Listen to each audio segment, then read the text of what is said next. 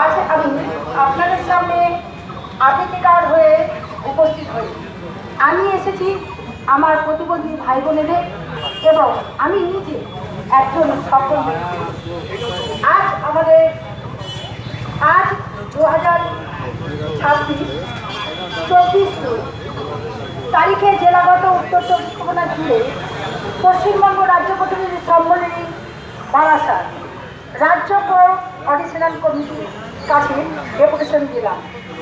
ভাতা বৃদ্ধির দাবিতে সব ভাতার হার যদি মাননীয় মুখ্যমন্ত্রী মানব দরদির মধ্যে দিয়ে বাড়ায়, তাহলে আমরা তো মানবই। আমাদের কথা চিন্তা করতে এত দ্বিধাবোধ কেন?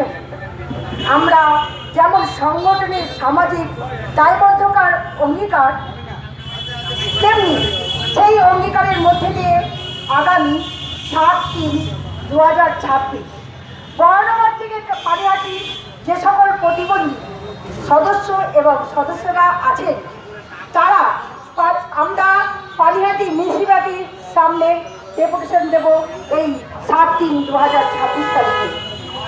এই ভাতা বৃদ্ধি দাবি যদি কার্যকরী না হয়, দরকার হলে আমরা বিকি রোড জুড়ে শুয়ে বসে আমাদের দাবি অধিকার করে নেব, এই আশা রাখছি।